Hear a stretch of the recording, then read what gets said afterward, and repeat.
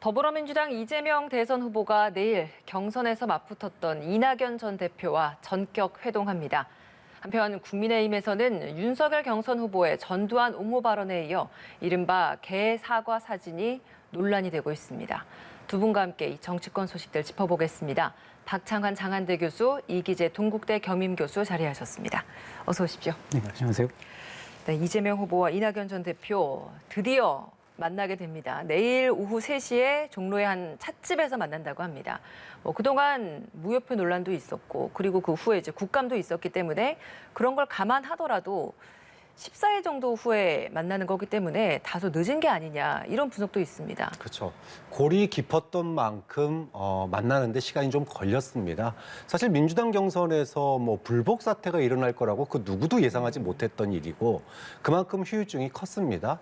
하지만 이 정도 시간은 걸릴 거다라고 많은 예상을 했었어요. 그러니까 이제 10월 말 정도가 되면 공식적으로 선대위가 꾸려지게 되는데 그 전까지는 해결이 할 거다. 다만 경기도 국감이 예상돼 있었기 때문에 네. 경기도 국감이 끝남과 동시에 이낙연 후보와의 회동이 있고 그리고 도지사직 사퇴를 하고 그리고 청와대에서 대통령과 회동하는 이런 그림들이 사실은 이제 경기도 국감 이전부터 그려졌었기 때문에 예상된 시기에 예상된 수순이다 이렇게 볼 수도 있습니다. 근데 다만 좀 변수가 있었죠 그 사이에 바로 전 야당 후보에 의한 전두환 논란 발언, 그다음에 개사과 논란 이 두 가지가 있으면서 생각보다 이낙연 전 대표가 좀 기동의 여지가 더 생겼다. 그래서 사실은 만나서 의례적인 이야기하고 그리고 선대위에 이름 올리고 이 정도로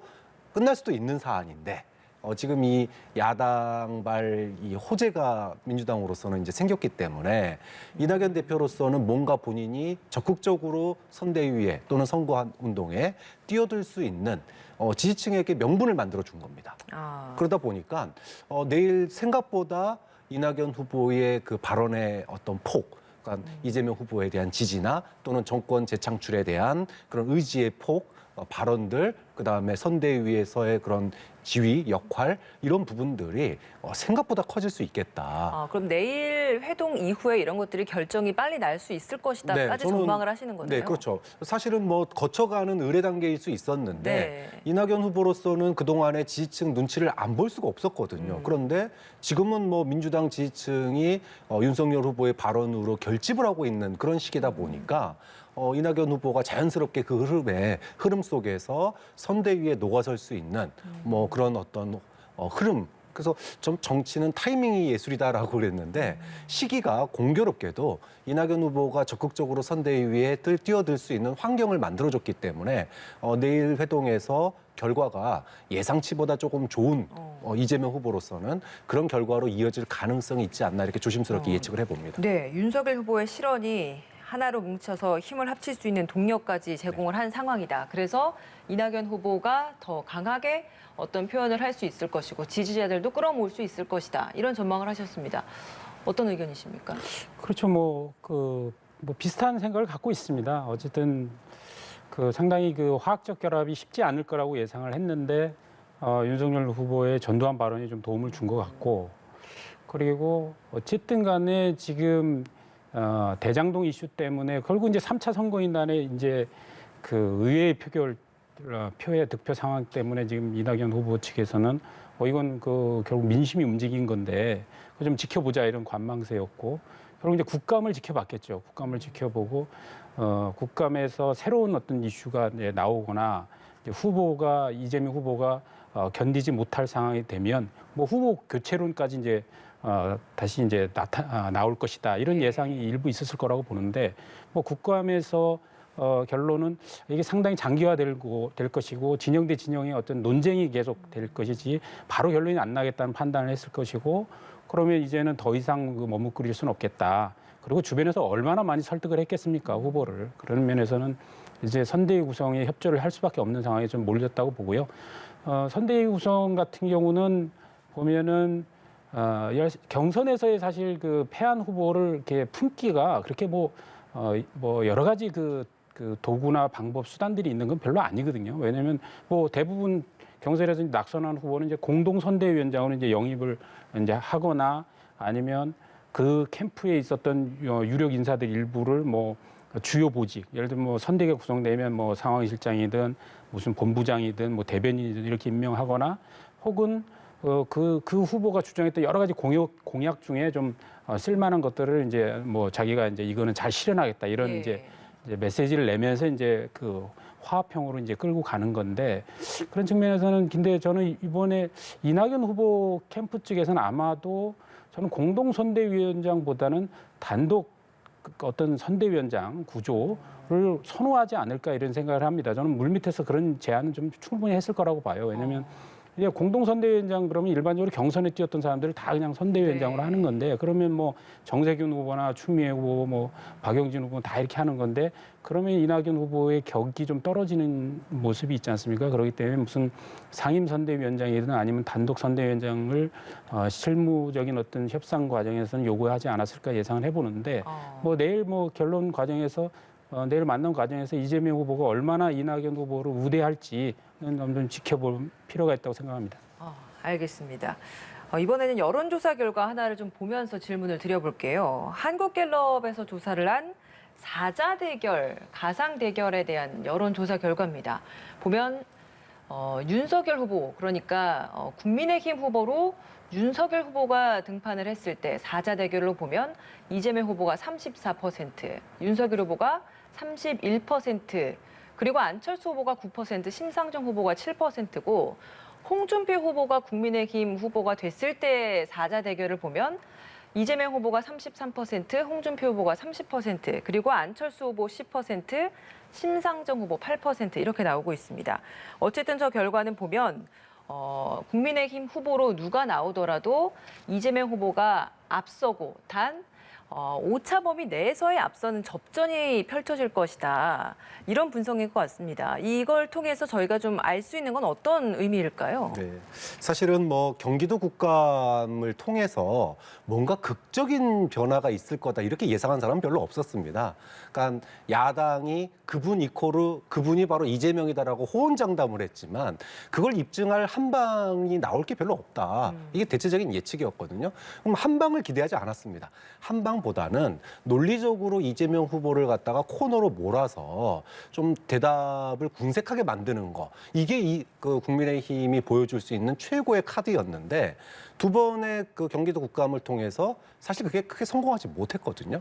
그럼 야당은 성공하지 못했고 그럼 이재명 후보는 나는 대장동 문제에서 완전히 자유로운 사람이라고 하는 걸 또 한 방의 어떤 증거로서 보여줄 수 있냐? 그런 건 아닙니다. 다만 야당의 공격에 대해서 뭐라 그럴까요? 좀 시원시원하게 답변하고 그러면서 거기에 그 주눅들지 않고 끌려가지 않았다 뿐이지 이걸로 뭐 경기도 국감을 통해서 나는 이제 대장동 문제와 깨끗하다.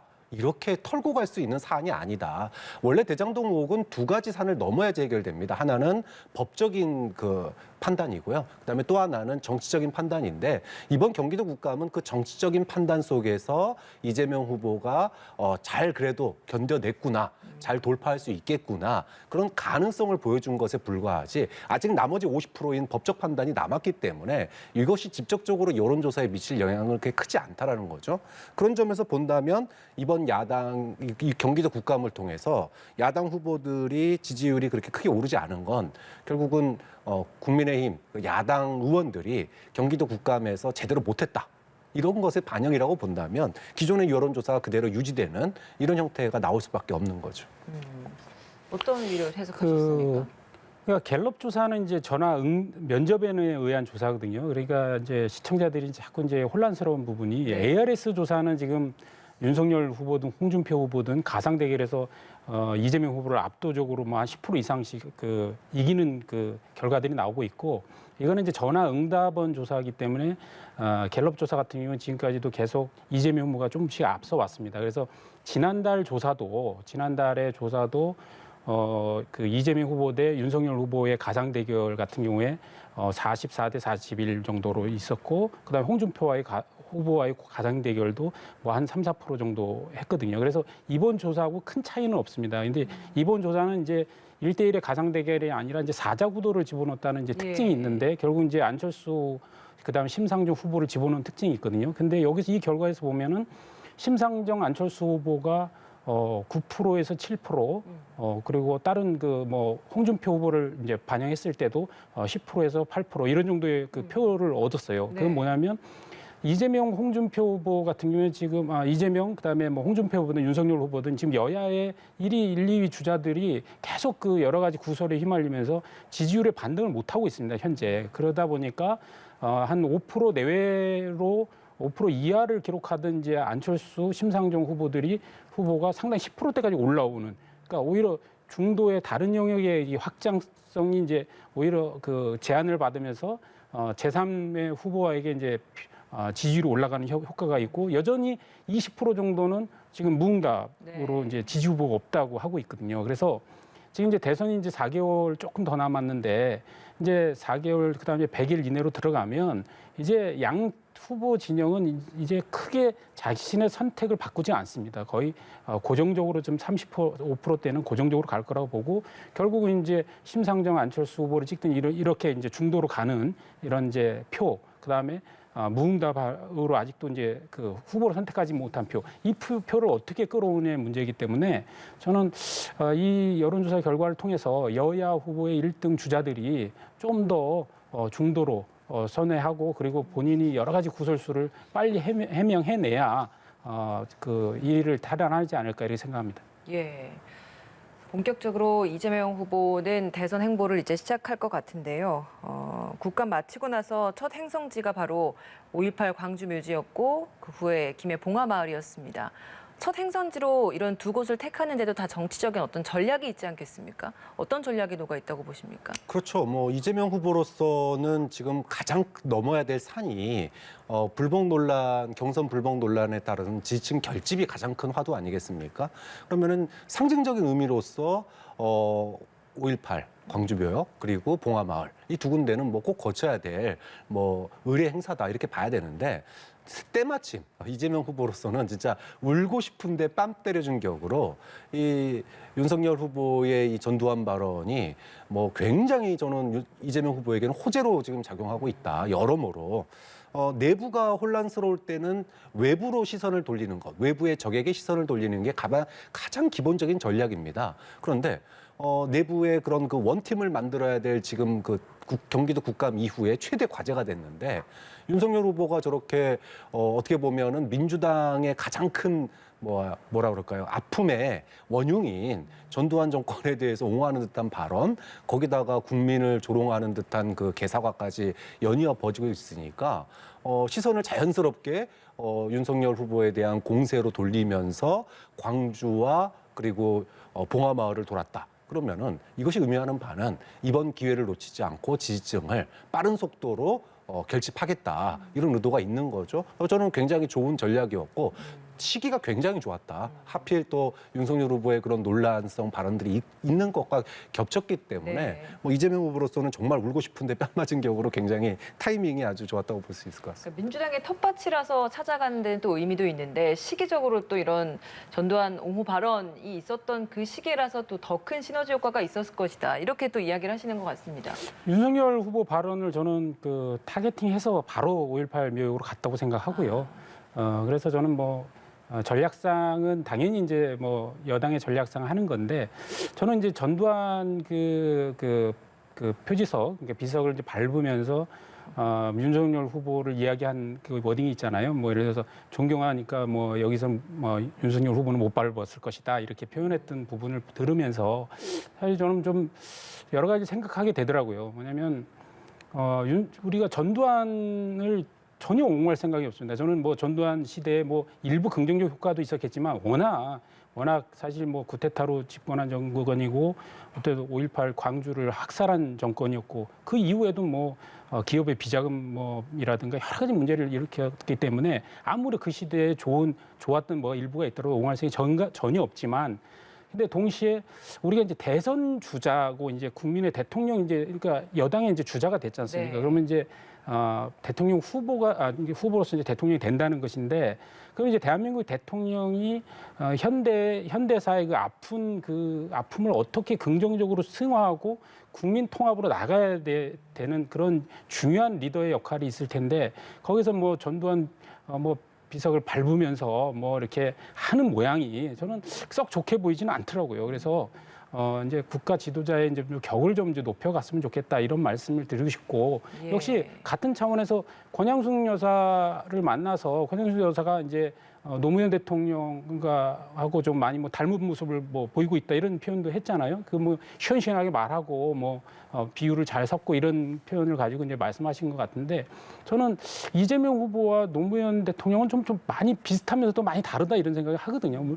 물론 시원시원하게 말하고 뭐 이렇게 자기 주장을 하는 건 있지만, 저는 노무현 대통령은 항상 보면 저분을 볼 때는 겉과 속이 같다라는 느낌을 늘 받아왔어요. 그리고 굉장히 강한 가운데서도 그 어떤 그 서민이라든가 아픈 어떤 약자를 향해서는 항상 본인 스스로 눈물을 보이는 이런 리더의 모습을 봤는데, 저는 아직 이재명 후보의 모습 속에서는 그 강함은 있지만 어떤 그 지난번에 뭐 국감장에서 보여줬던 뭐 키득키득거리거나 비웃거나 막 이런 모습 속에서 그 또 다른 어떤 양면의 모습을 보면서 사실 국민들이 불안해하는다, 이런 생각이 좀 달라 있거든요. 보이셨어요. 예, 저는 상당히 많이 다르다. 예. 저는 노무현 대통령이 언제 해수부 장관도 옛날에 했지만 국감장에서 그렇게 뭐 그 다른 당의 의원들이 질책을 할 때 그렇게 키득거리고 뭐 이렇게 하면서 뭐 이렇게 조소를 날리는 그런 리더는 전혀 아니었거든요. 그런 면에서는 뭐 시원하게 뭐 자기 주장을 얘기하는 것 같을지 모르지만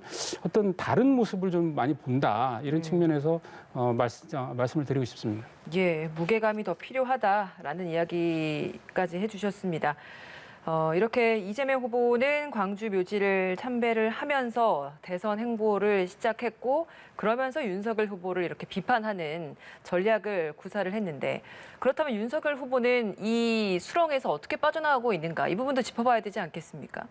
어제 경선 1대1 맞수 토론 두 번째로 있었습니다. 당연히 이 문제가 화두로 떠올랐고, 여기에 대해서 굉장히 긴 시간 동안 해명을 하는 데 시간을 할애했습니다.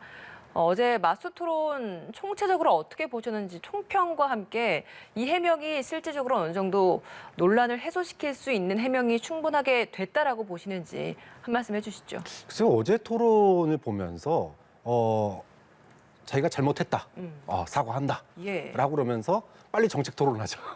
이런 걸로 보였어요. 그러니까 사과는 진정성이 느껴져야 사과입니다. 사실 그 전두환 발언 이후에 사과라는 요구가 굉장히 많았음에도 불구하고 사과하지 않고 좀 배워야 된다라는 점을 강조를 했다가 유감 표명을 했다가 송구하다까지 했는데, 그래서 송구하다 정도 선에서 사과다라고 받아줄 그런 분위기가 됐었어요. 그런데 사과는 개나 줘버리는 그런 사진을 올리니까 진정성이 느껴지지 않는 겁니다. 이거를 극복하려면은 저는 진정성 있게 사과를 해야 돼요. 그러면 당장 오늘이라도 광주에 가가지고 광주 시민들한테 또 국민들한테 대국민 사과를 갖다가 하는 이런 모습을 보여줘야 되는데, 지금 뭐 며칠 있다가 뭐 11월 초에 간다는 얘기 예, 토론회 다 아닙니까? 끝나고 간다고 그러면 하죠. 소 잃고 외양간 고치는 것도 이 정도 시간은 안 걸리겠다. 과연 정말로 사과의 의도가 있는 거냐? 경선 투표, 그러니까 지금 여론조사하고 그 당원 투표가 11월 초 2, 3일인가에 있어요. 예. 그 시기에 맞춰서 굳이 광주를 가는 이유가 뭘까? 가면 뭐가 기다리고 있을까요? 아마 성난 시민들의 항의, 혹시라도 계란이 날라올지도 모르겠습니다.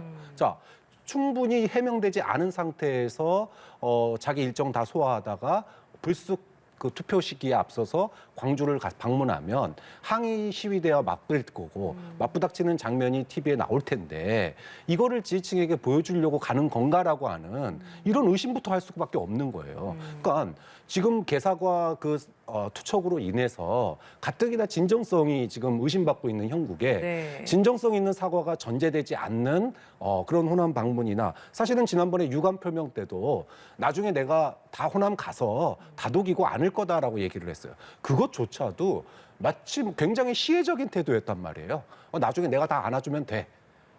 민심이라는 건 그런 게 아니죠. 좀 그런 점에서 국민을 조롱하는 후보인 것도 경악스러운데 그 뒤에 그걸 수습하는 과정도 너무나 준비돼 있지 않고 그다음에 진정성이 느껴지지 않는다면 이거는 본선 경쟁력에 크나큰 결정타가 될 수밖에 없는 큰 변수가 될 거라고 보거든요. 섣불리 이렇게 광주를 달려가는 게 오히려 역효과가 날 수도 있다. 이런 지적도 있는데 오히려 박 교수께서 보시기에는 역효과가 아니라 조금이라도 빨리 내려가야 된다. 이미 타이밍을 놓쳤죠. 아. 이미 지난 유감 표명할 때쯤 돼서 먼저 갔었어야 돼요. 그리고 적극적으로 사과 표명이 됐었어야 됩니다. 그런데 타이밍을 놓쳤고 그래서 송구스럽다까지 나온 거 아닙니까? 근데 그 다음에 그게 뒤집혔단 말이에요. 알겠습니다. 아, 속은 그게 아니구나. 그런데 그렇다고 그때도 광주를 안 가고 나중에 또 간다? 그러면은 도대체 진정성 있는 사과로 받아들여질 것인가라고 하는 것에 의문이 있다라는 거죠. 네, 알겠습니다. 그러니까 한 유승민 후보하고 이제 그 윤석열 후보의 이제 어제 TV 토론 보니까 한 20분 정도를 이제 그 전두환 이제 그 발언, 그다음에 이제 개 사과 이 발언 갖고 하더라고요. 그래서 저는 그 내내 지켜보면서 이게 뭐 토론인지 이게 말싸움인지 모르겠다. 그래서 토론의 질이 굉장히 많이 떨어졌다 이런 생각을 했고요. 그다음에 이제 그 원희룡 후보와 이제 홍준표 후보는 예상 밖으로 상당히 그 정책적 토론을 하면서 대통령이 가져야 될 인사 철학이 어떤 것이냐, 그리고 우리 사회가 당면한 저출산 고령화 사회를 어떻게 극복할 거냐, 그리고 선진국이라 하면 뭘 얘기하며 우리가 뭘 추구해야 되느냐에 대한 아주 좀 격이 높은 좀 토론을 했다고 좀 평가를 합니다. 예. 그리고 다만 그리고 이제 아까 좀 다시 이제 모두에 이제 말씀드리면 윤석열 후보의 이제 어떤 그 사과 발언, 그러니까 개와 관련한 개 표현이 참 개 사과 예. 사진. 예, 예. 개사과 사진이라고 하겠습니다. 개사과 사진에 대한 것도 좀 명쾌하게 했으면 좋았을 텐데 뭐 사무실에서 찍은 것 같다, 혹은 뭐 직원이 찍은 것 같다. 그러니까 이게 논란이 됐으면 반드시 확인을 했을 거라고 저는 보는데, 그러면 뭐 사무실에서 찍었다, 누가 찍었다 이렇게 나와야지 찍은 것 같다라고 얘기하는 거는 그럼 또 무슨 경우인지에 대해서 저도 참 좀 너무 명쾌한 해명이 못 됐다 이런 생각이 좀 들고, 그리고 저는 이게 만약에 정말 그 캠프의 어떤 관계자가 홍보 뭐 그 팀장이든 누구든 관계자가 있다면 저는 당연히 문책을 해야 될 사항이라 생각하고, 문책을 못하는 거는 문책을 못할 만한 사람이 찍은 거 아니냐 이런 오해를 분명히 할 수 있기 때문에 해명조차가 좀 국민들이 좀 납득하는데 시원하지 못하다 이런 측면이 있습니다. 그래서 앞으로 저는 이 건으로 인해서 이게 쉽게 그 정리가 되지는 않겠지만 예. 앞으로 이제 남은 어떤 캠페인 기간이 계속 있기 때문에 좀 더 분명하게 그 국민들이 이해할 수 있도록 시원시원하게 해명을 하고 사과할 것은 바로 하고 알겠습니다. 이런 모습을 보여야 된다 생각합니다. 어제 토론회 마치고 나서 김종인 전 비대위원장과 회동했다고 합니다. 그러니까 그동안 물밑에서 도움을 좀 받고 있는 것 같다. 김종인 위원장이 지지를 하고 있는 것 같다라는 이야기들은 많았는데, 이렇게 공개적으로 이런 만남들이 이제 나오는 걸 보면 수면으로 이제 적극적인 지지 의사를 표시하는 것인가, 어떻게 전망하십니까? 네, 지금 윤석열 캠프가 최대 위기를 맞았다. 이거기는 뭐 누구나 이견이 없는 것 같습니다. 위기의 상황이 되면 항상 등장하는 그분. 김종인 비대위원장의 등판 시기가 이제 머지않은 것 같습니다. 다만 김종인 비대위원장이 나와서 어떤 수습책을 내놓을 수 있을까? 또 어떤 자리로서 수습을 할까 하는 겁니다. 사실은 예를 들어 경선 후보가 확정되고 나서의 선대위원장 자리도 아니고, 그러면은 후보의 어떤 선대위원장을 맡는다? 예를 들어 윤석열 캠프의 선대위원장을 맡는다? 자, 그렇게 되면 아마 무게가 굉장히 이제 윤석열 후보에게 쏠릴 겁니다. 다만 윤석열 후보에게는 뼈를 깎는 그런 어떤 행동 변화, 그리고 자세 변화, 이런 것들이 요구될 거예요. 예. 근데 이제 그런 것들을 윤석열 후보가 얼마나 잘 소화할지, 이런 부분까지 같이 고려해서 볼 필요가 있는 것 같습니다. 예, 알겠습니다. 오늘 여기까지 듣겠습니다. 박창환 장한대 교수, 이기재 동국대 겸임 교수였습니다. 고맙습니다.